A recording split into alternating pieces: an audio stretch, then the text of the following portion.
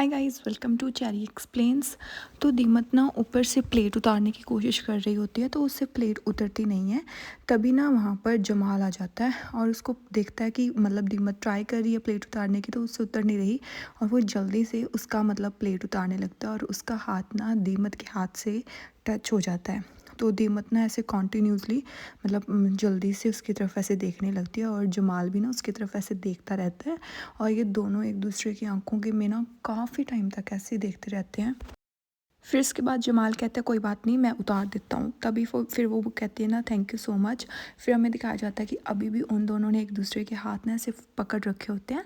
तो फिर दीमत कहती है ना मेरे को ना भूख लग गई थी, इसलिए मैं यहाँ पर आई थी कुछ खाने के लिए। तो मेरे को प्लेट ऊपर लगी तो मैं प्लेट उतारने लगी थी और मुझे लगा होगा कि यहाँ पर कोई ना कोई फूड तो खाने को हो गई। तो इसलिए मैं यहाँ पर आ गई। वो बोलता है कि हाँ हाँ, मतलब वो उसकी आंखों में देखता रहता है।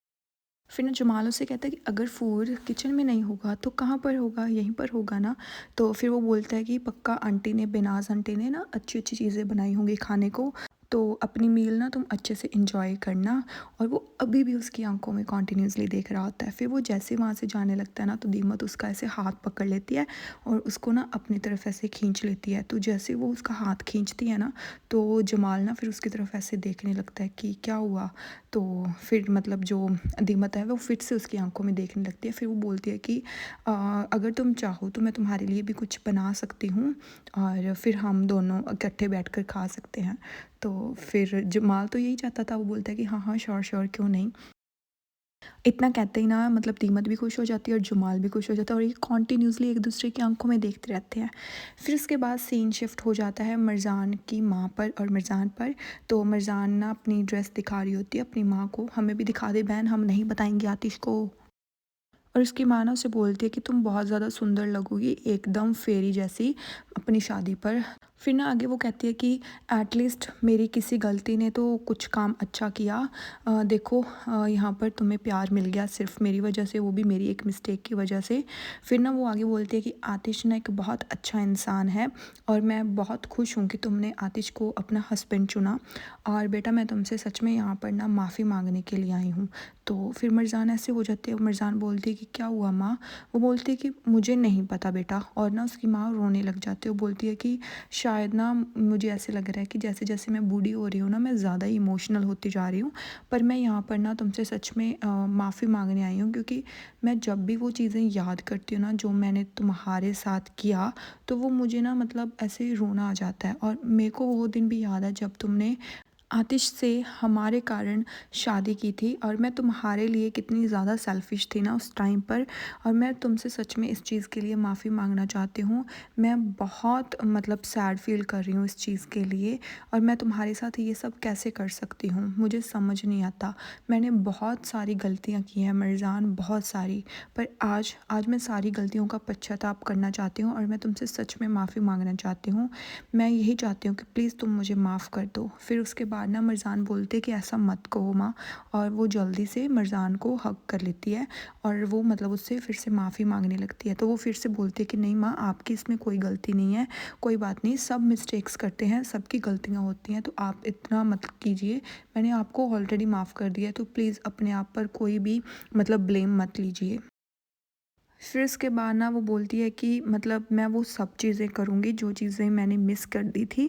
और अब मैं तुम्हारे पापा के साथ तलाक भी ले लूँगी और अब हम साथ में नहीं रहेंगे। तो वो उसकी तरफ ऐसे देखती है। फिर ना वो बोलती है मिर्ज़ान कि माँ मेरे को ना आपको कुछ बताना है। तो उसकी माँ को ऐसी फ़िक्र हो जाती है, बोलती है कि क्या हुआ बेटा, सब ठीक तो है। वो बोलती है कि पापा।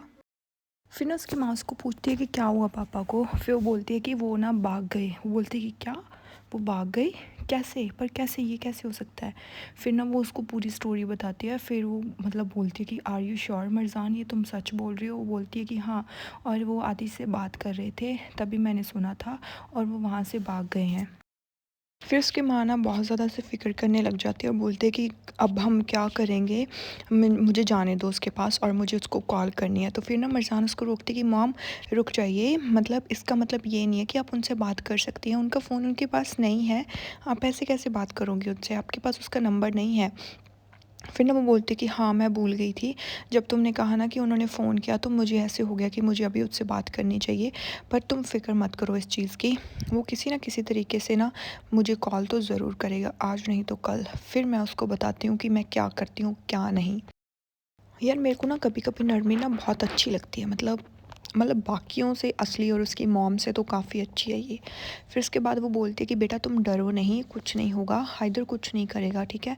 तुम सिर्फ़ अपनी शादी पर ध्यान दो और वो कुछ नहीं कर सकता, जितना कुछ होना था हो चुका है और अब से मैं तुम्हारी साइड पर हूँ, तुम्हें कुछ भी चीज़ फ़िक्र करने की ज़रूरत नहीं है।